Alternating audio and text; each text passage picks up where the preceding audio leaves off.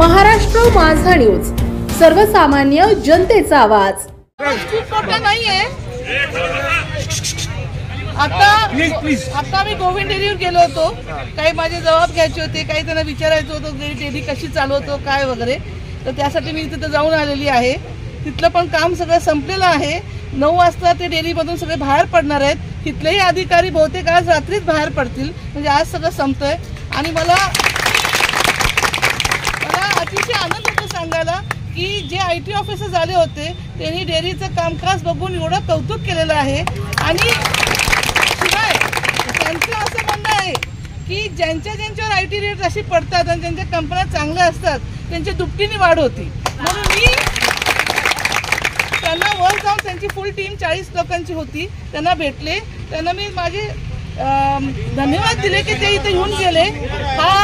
आज आपण या अनुभवातून बरंच काही शिकलोय आणि पुढे जाणार आहे। आणि मी त्यांना सांगितलं की जे तुम्ही मला पहिल्या दिवशी सांगितलं आणि आज पण सांगताय की तुमची तरक्की डबल होणार आहे लवकरच,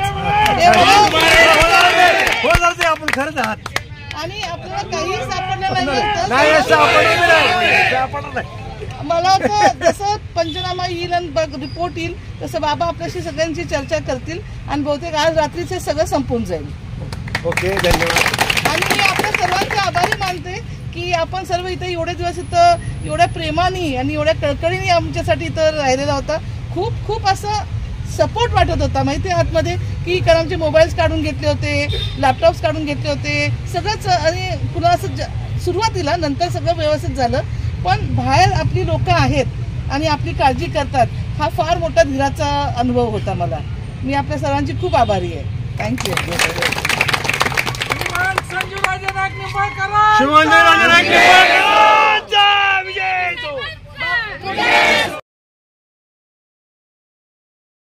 राज्याच्या कानाकोपऱ्यातील महत्त्वाच्या व ताज्या बातम्या पाहण्यासाठी महाराष्ट्र माझा या न्यूज चॅनलला YouTube वर सबस्क्राईब करा आणि बेल आयकॉन प्रेस करा।